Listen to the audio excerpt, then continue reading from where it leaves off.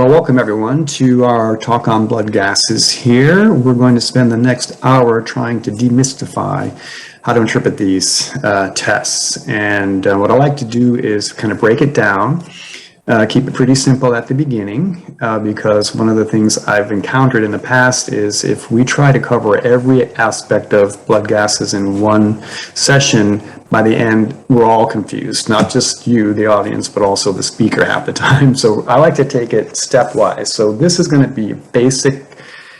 How do you look at a blood gas and make a quick, accurate assessment? Then I think the next step, it would be to have a second talk, maybe after you have run a bunch of blood gases, so that you have some idea of maybe what the sticking points are, even have some cases to discuss, and then we can add in more layers of interpretation to get the most out of the blood gas. But now, today, we're going to cover the basics. I wanted to show a blood gas to begin with so that you could just see what one looks like. And then hopefully by the end of this talk, you know, this would be a no-brainer, how to interpret this blood gas. And by just looking at it, you'd be able to see, oh man, we've got a seriously ill patient on our hands, and then know what to do about that. Because the whole point of doing blood gases is to, you know, make sure we can do everything we can to have our patients have a good outcome in clinics. And what we're going to try to address here today are which patients you should get a blood gas on, when you need one, what the blood sample to use is, and there's really good news when it comes to the blood sample requirements, and then of course mainly how we interpret them once we get them. So you're going to know which patients need a blood gas. They're your sick patients, and I break them down into two categories because this helps us determine what sample to get. Okay, so these are metabolic patients and respiratory patients. So the sick metabolic patients, they'd be your shock, trauma, kidney, endocrine issues. Those are metabolic problems, right? And then the other would be your respiratory patients that are having, you know, respiratory distress. They're tachypneic, they're dyspneic, they have ventilation problems. That's another category of sick animal that should need a blood gas. And then I also say, as with, say, your minimum laboratory database, on any sick animal, no matter what the condition is, even if you don't know what it is at the beginning, and sometimes we don't have a diagnosis for a while, you know, we want to get a blood gas as well as our minimum laboratory database as baseline, so that number one, we identify how bad the problem is to begin with, and then as importantly, if we trend blood gases over time, we can determine if our treatment is working or if we have to change it. And one of the rules of blood gases is you never get just one, all right, unless you get a blood gas and it's perfectly normal and your patient's condition remains stable or improves. But the vast majority of times when you get a blood gas, you'll be on a sick animal, you'll find abnormalities on the blood gas, and you're going to want to repeat that when you treat the patient to determine if you're heading in the right direction. So the sample that you need, the good news here is in the vast majority of blood gases you're going to run, a venous sample is not only adequate, it's preferred. And the reason for that is most of the problems that your patients are going to have when they need a blood gas will be metabolic problems. And a venous blood gas is a better indicator of metabolic abnormalities that can affect tissue perfusion, cellular oxygenation, than an arterial blood gas. The only time you need an arterial blood gas is if you have a respiratory patient and you want to know if the lungs are able to oxygenate the blood or not. Okay, so venous by far will be the most common sample you're going to want. Can a venous blood sample tell you anything about lung function? Not oxygenation. Nope, you can't look at the oxygen level on a venous blood gas and make any conclusion about whether the lungs are capable of oxygenating the blood. But a venous blood gas can tell you whether the lungs are ventilating, blowing off CO2 normally or not, because the venous blood gas CO2 and the arterial blood gas CO2 are pretty close together. So you can use them pretty similar. So the venous CO2 is a surrogate for the arterial. So you can You can assess ventilation by looking at a venous blood gas CO2, but you can't look at oxygenation, looking at a venous blood gas oxygen level, all right?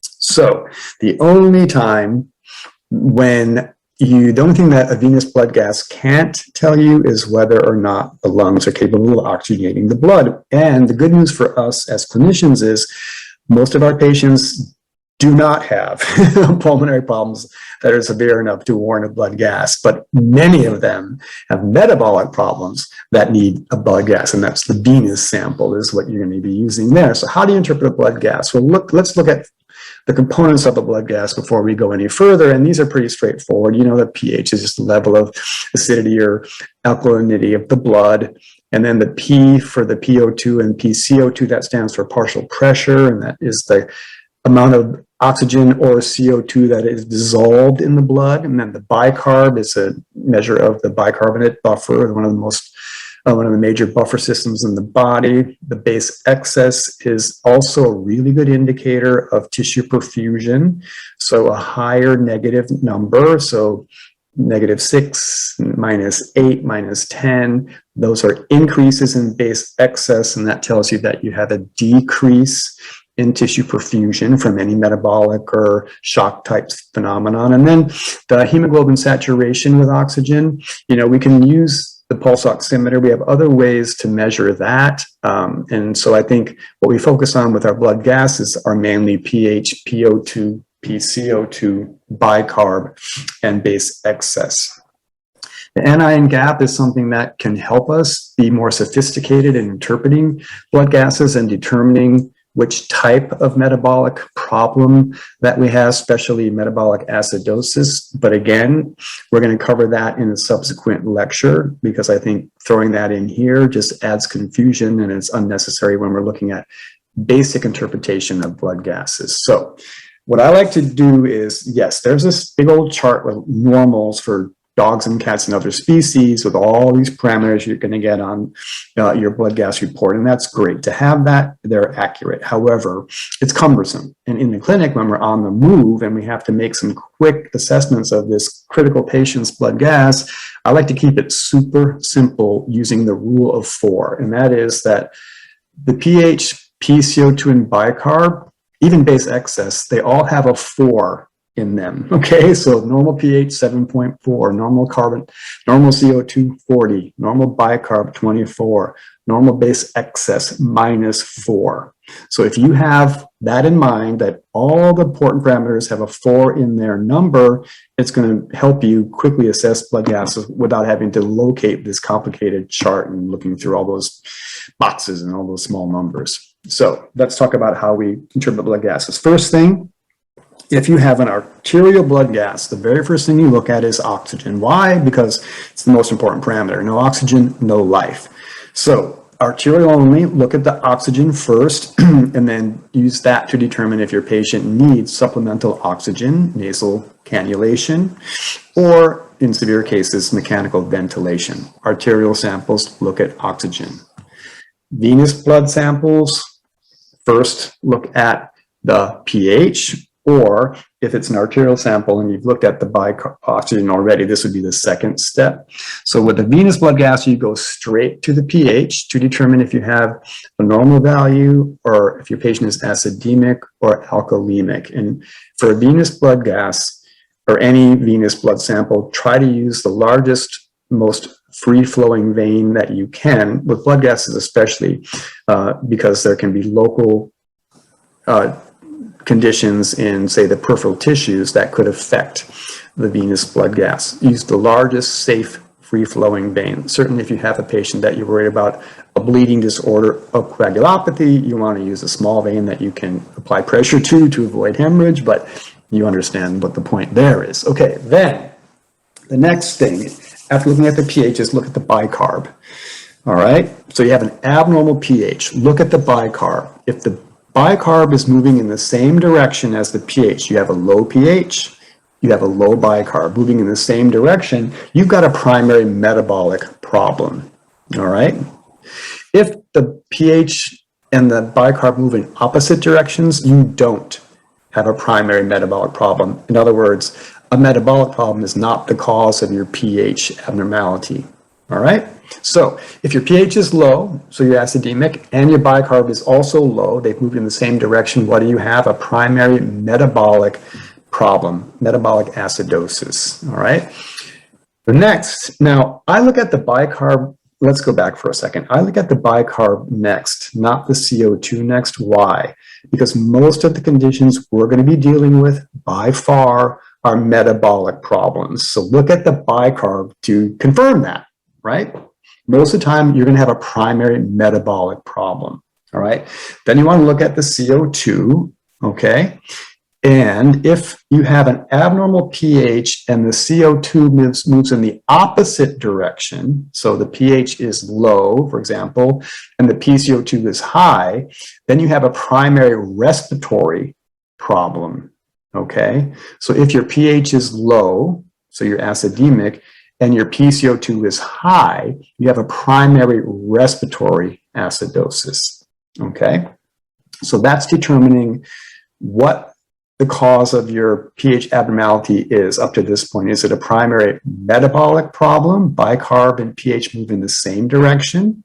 Or is it a primary respiratory problem, bicarb and CO2 move in the opposite direction? And then you look at the parameter that isn't the cause of the primary problem to see if there's compensation, okay? And with compensation, the bicarb and the CO2 move in the same direction. So our most common abnormality we're going to see is a primary metabolic acidosis.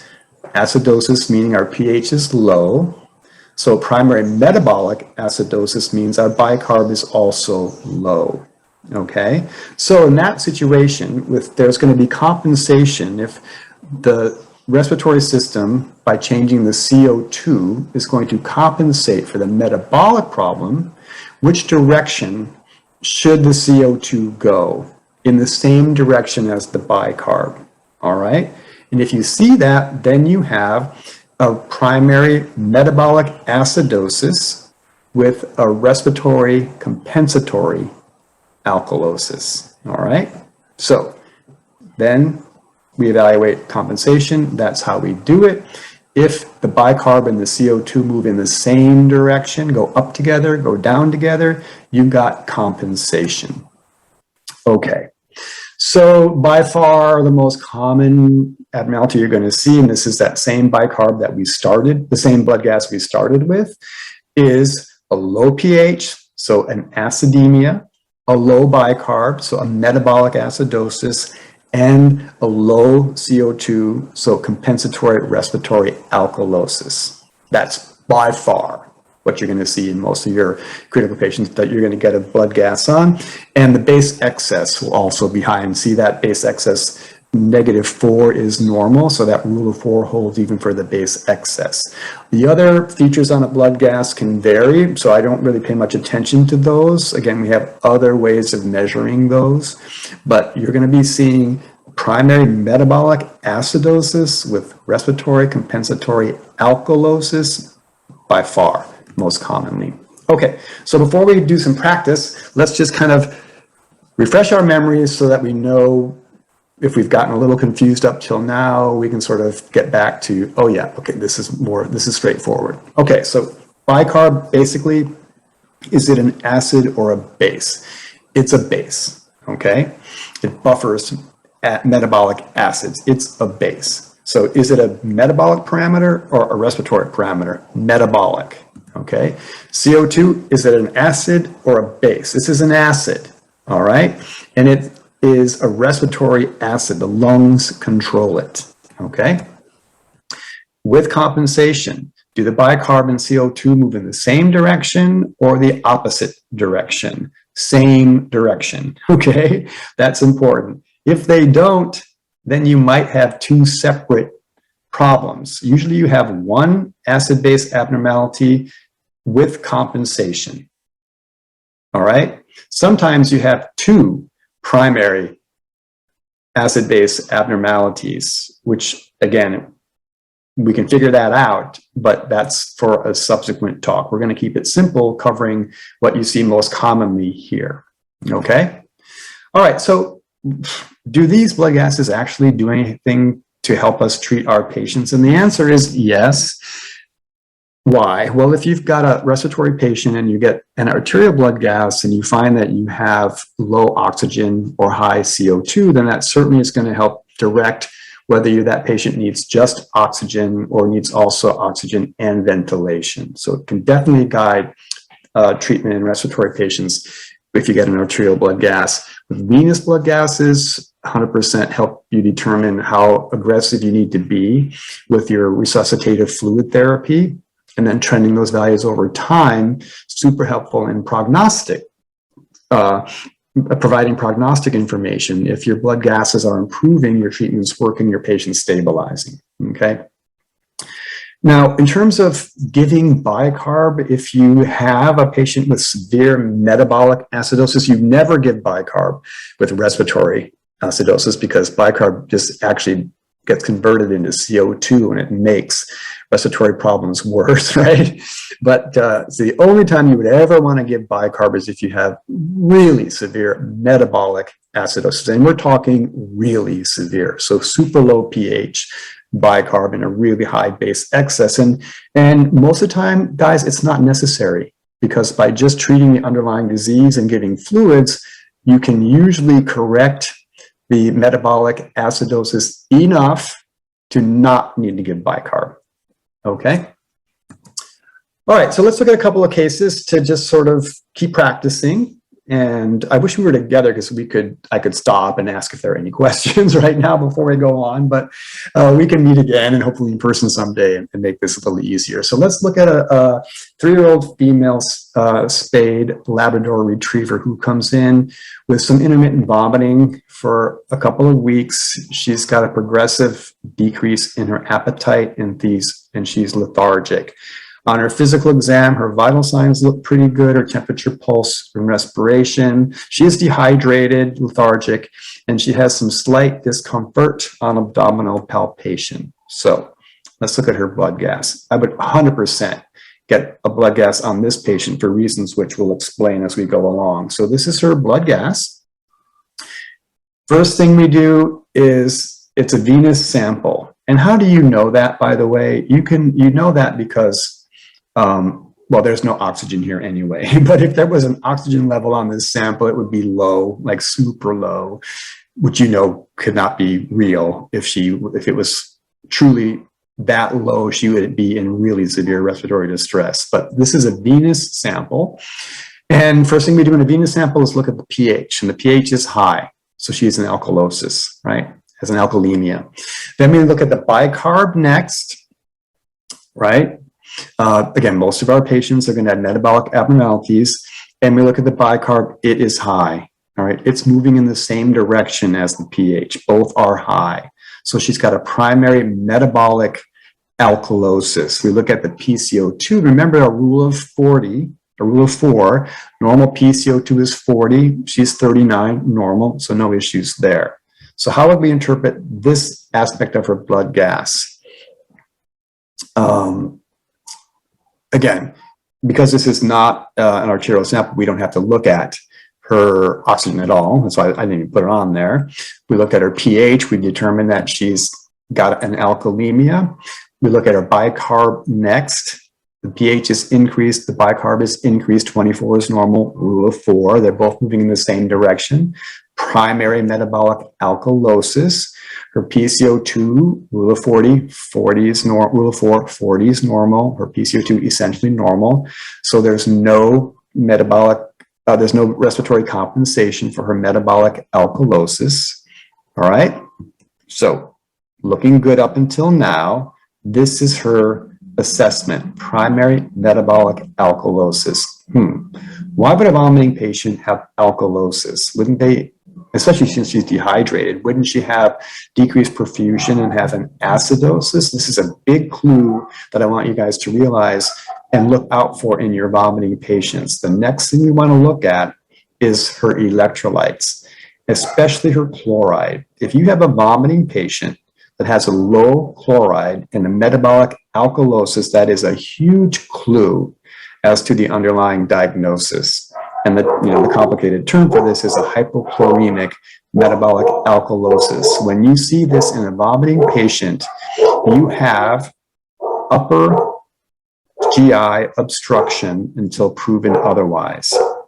So this would be gastric foreign body, pyloric obstruction, duodenal foreign body or mass that is obstructing the upper gastrointestinal tract. And when that happens, when the patient vomits, they lose only gastric contents, hydrochloric acid, HCl.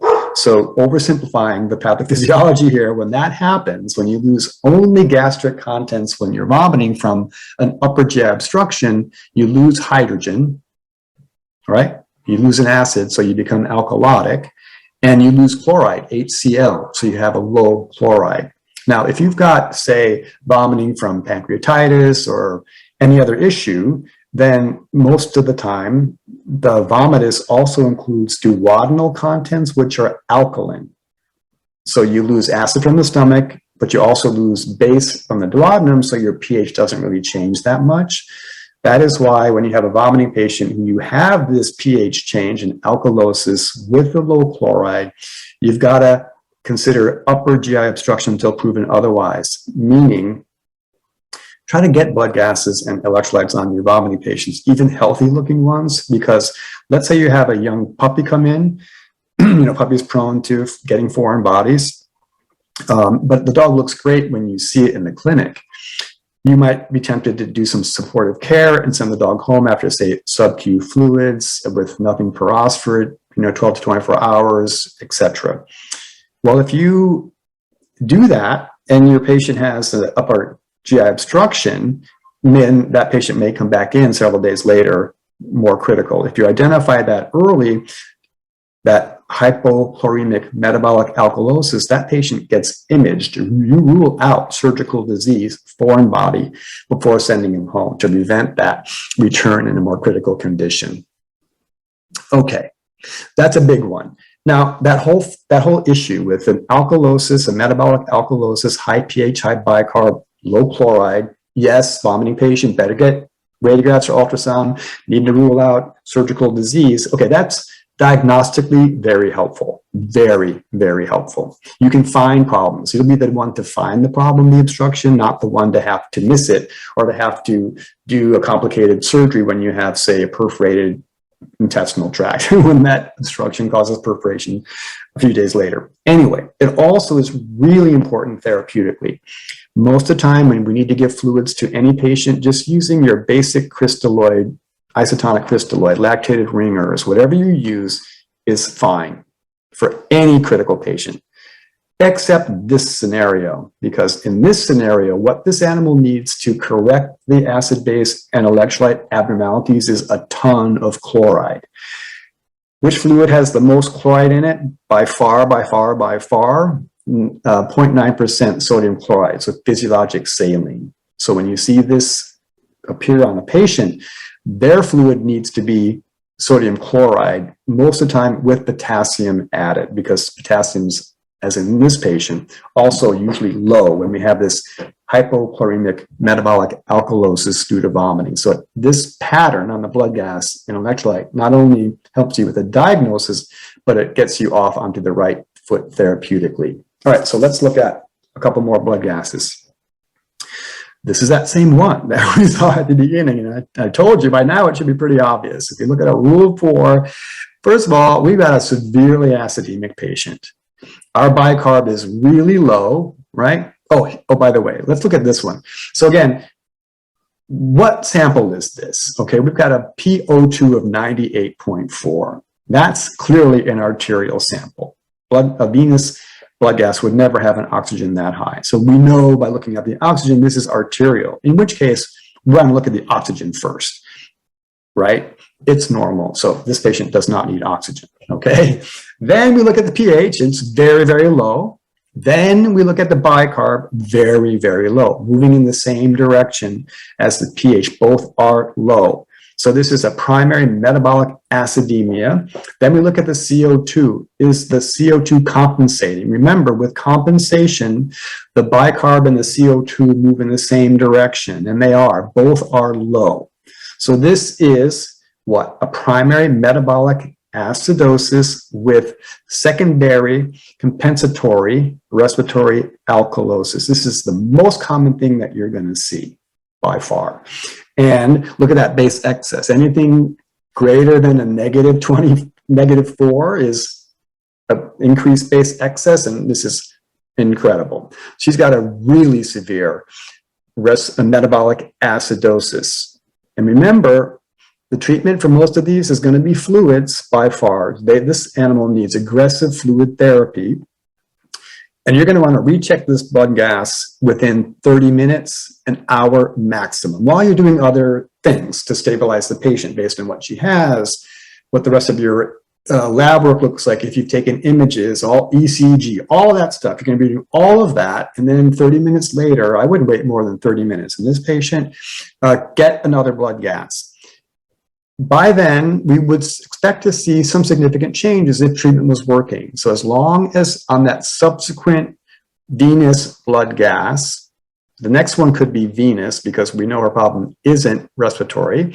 As long as that pH is up above 7.1, we don't need to give bicarb. But if this was her venous blood gas or even arterial blood gas like an hour from now and her pH and bicarb were still this low, we definitely need to be more aggressive about diagnostics and treatment, and this animal would need bicarb. This is how bad it has to be before you would give bicarb. All right, let's look at another blood gas. Remember our rule of 4. So here we have, again, looking at that PO2, another arterial sample. So we look at the PO2 first. See how I always look at that first? Because, you know, let's say that you've tried to get an arterial blood gas.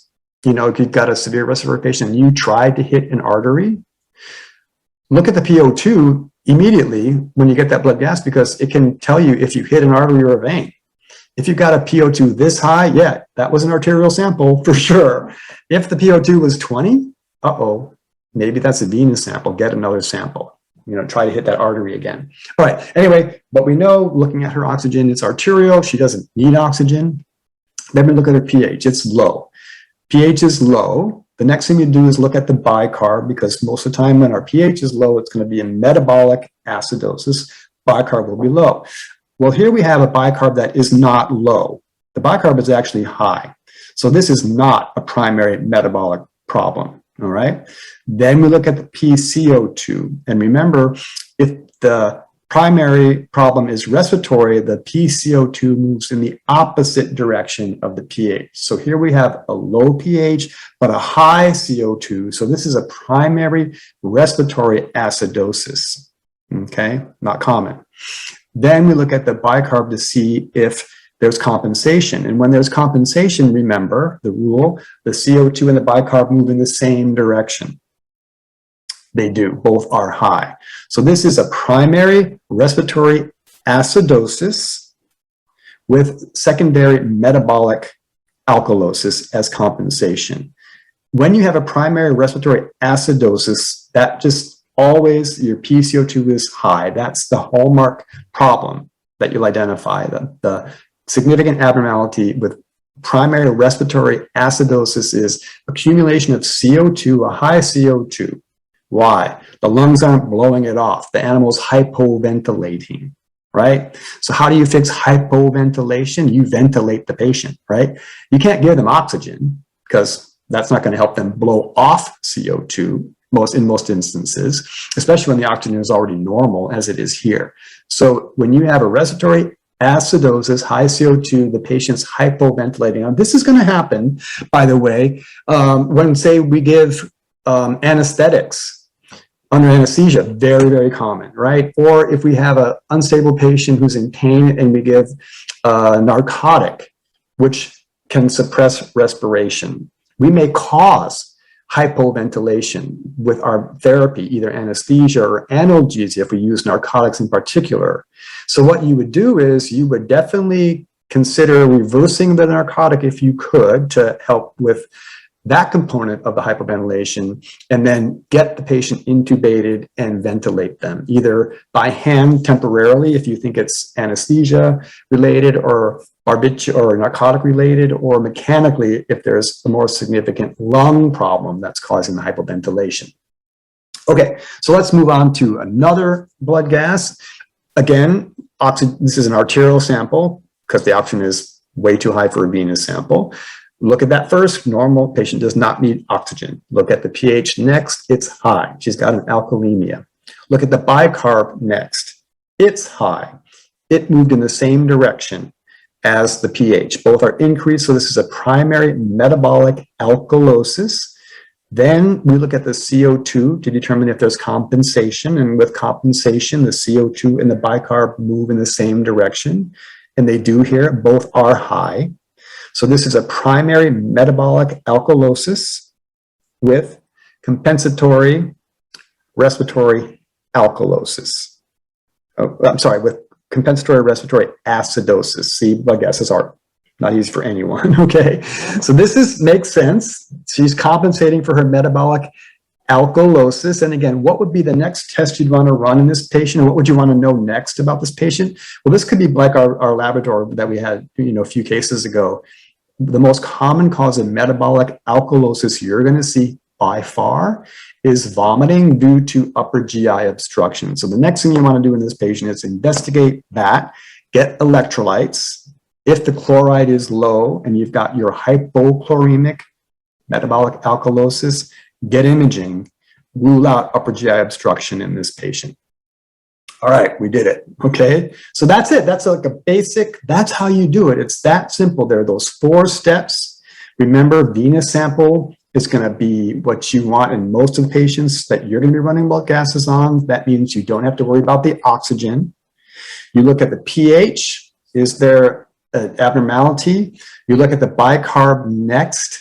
Is it moving in the same direction as the pH, which it most often will? And you've got a primary metabolic problem. Then you look at the CO2. If it's moving in the same direction as the bicarb, you've got compensation. You've got respiratory compensation for a metabolic problem. Boom. And remember the rule of 4. Just keep that in mind. All of the normals for pH, PCO2, bicarb, and base excess have a 4 in them. And so you don't have to memorize a bunch of crazy normals. Okay. And in the remaining time, let's talk about a couple other really important parameters that can help us in our critical patients. One is lactate, which basically, bottom line here, is a good indicator of tissue perfusion. Are the cells getting enough oxygen? When they don't, they switch to anaerobic metabolism and lactate production increases, proportional to how bad the oxygen deficit is. So the higher the lactate, the worse your perfusion is, the more severe your shock is, the more severe your metabolic problem is. I love this test. By far the most common cause we're going to find of an increased lactate is shock or decreased perfusion. So this is a gastric dilatation and volvulus patient. This is a trauma patient. This is any severe patient.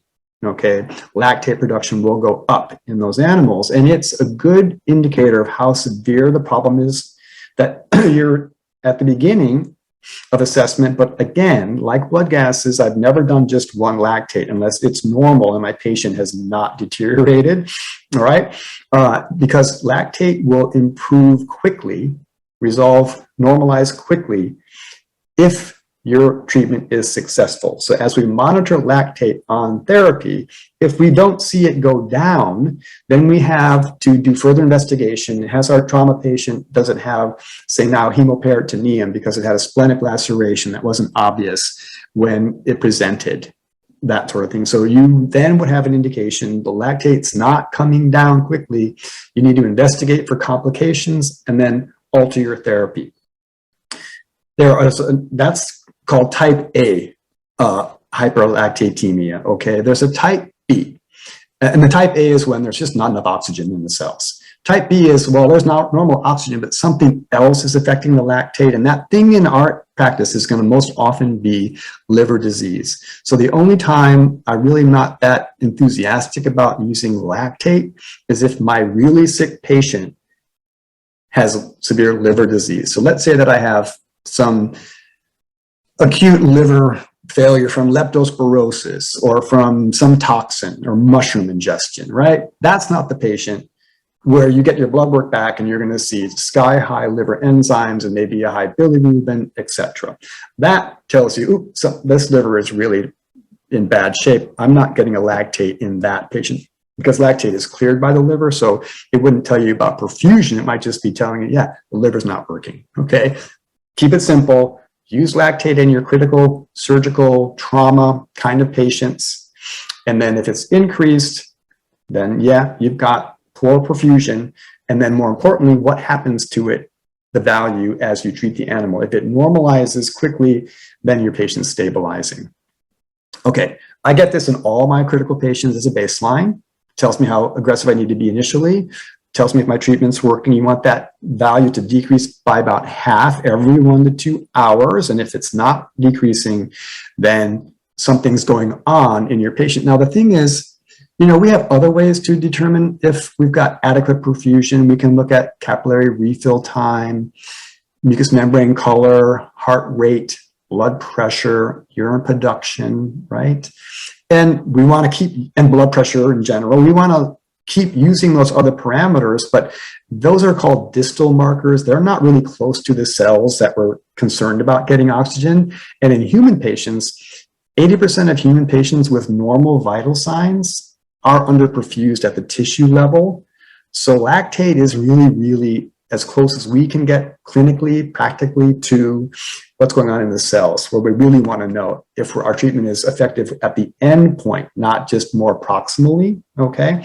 So continue to monitor all those other parameters. And I especially like monitoring urine production by putting an indwelling urinary catheter in a closed collection system, because a decrease in urine production is an early marker of acute kidney injury caused by hypoperfusion. So that is another important parameter, but lactate is really easy, clinically useful, and more important than the initial value is what happens over time. Okay, how far do we go? What are our goals? What are our endpoints of resuscitating patients? And the bottom line is everything to be normal, okay? There was a period in the 80s and early 90s where we thought that to make up for some oxygen debt in the tissues, we had to provide supraphysiologic, above normal levels of oxygen, higher than normal blood pressure, which in some cases is maybe still indicated, and higher than level, say, urine production. That's just not true, and sometimes in most instances it's harmful.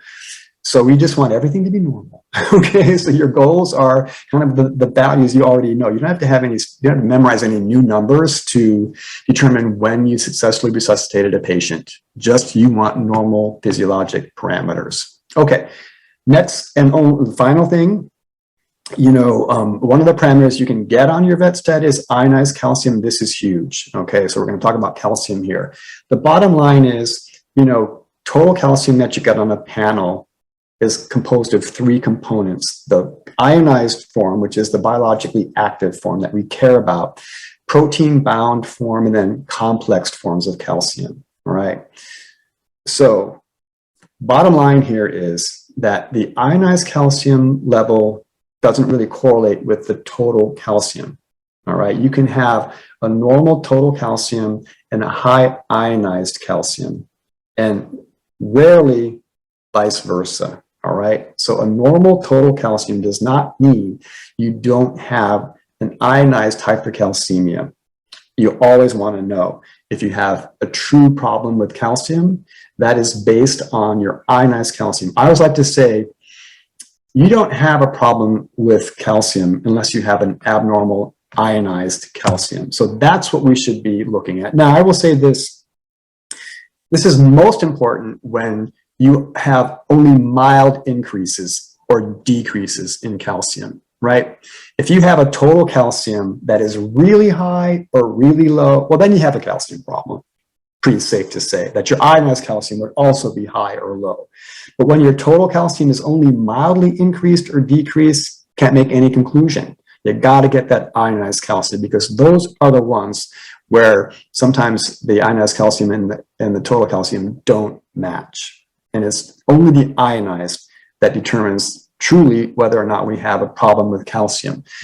I'm going to just spend a couple minutes talking about idiopathic hypercalcemia in cats, because that's, if not the most common cause of hypercalcemia in cats, it's like right up there, way more common than we used to think. And what this looks like is, it's a cat thing. Dogs hardly ever get it. We have, no real age, it's middle-aged to older cat scenario. The calciums here are only mildly elevated. So on your chemistry panel, you're going to see just a mild increase in calcium. That's the typical scenario. Clinical signs may or may not be seen because the calcium's not that high, or they may just, if clinical signs are present, just super vague. Okay, so these guys, because the calciums are high, they may be predisposed to, calcium oxalate crystals or stones. There's no definitive diagnostic test for this. It's ruling out other causes of high calcium, but the diagnostic criteria is an ionized hypercalcemia. Again, a total hypercalcemia, especially mild one, doesn't cut it. You've got to get ionized calcium, along with a decreased parathyroid hormone, or at least a low normal one, so that we don't have a primary hyperparathyroidism as a cause. And then we rule out everything else, usually neoplasia, all right? All right, so ionized calcium, critical to making this diagnosis. How do you treat it? Well, you can start, especially if the calcium's mildly elevated, which is normal in this scenario, and usual in this scenario, and the clinical signs are mild or they're not present. You can start by using a diet. And we do a diet trial for 6 to 8 weeks. And then we can see there's a whole list of types of diet that have some rationale for being used in this disease. And when you see a whole long list, you know that none of them are really great. Otherwise, we'll be using that one. So in cases where the patient's doing pretty well, the calcium's not that high, you don't have any calcium oxalate crystals, and you want to try something to start with, you can do a diet trial. Give them 6 to 8 weeks, it usually doesn't work, and you need to go to medication. And the medication to reach for here, there are 2 classes. You can use prednisone with all of the usual concerns we have with prednisone. Now, cats are a prednisone-resistant species compared to people and dogs, but still, prednisone can be diabetogenic in cats, especially overweight cats. It can push them into having, overt type 2 diabetes, etc. Right? Needs to be given once or twice a day, etc. You can use it, but the preferred drug is alendronate. All right, it's from a class of drugs called bisphosphonates. It works great. All right, you only have to give it once a week. When you give it, though, it's really important that the animal is completely fasted both before and for 2 hours, 12 hours before and for 2 hours after the medication, because it's not absorbed well from the gastrointestinal tract, and it's not absorbed at all if there's any food in there.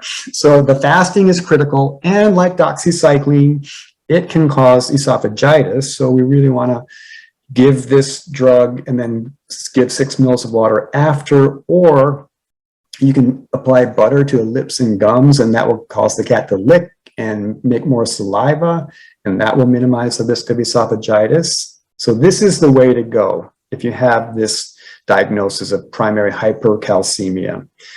Let's say that you have a really high calcium, which would not be due to idiopathic hypercalcemia because calciums, again, are usually only mildly elevated. But let's say you've got a calcium that's really high from neoplasia or primary hyperparathyroidism, and you want to get that calcium down quickly before you have kidney problems as a result of that high calcium, or if your kidneys are already abnormal because your SGMA is high or your creatinine is high.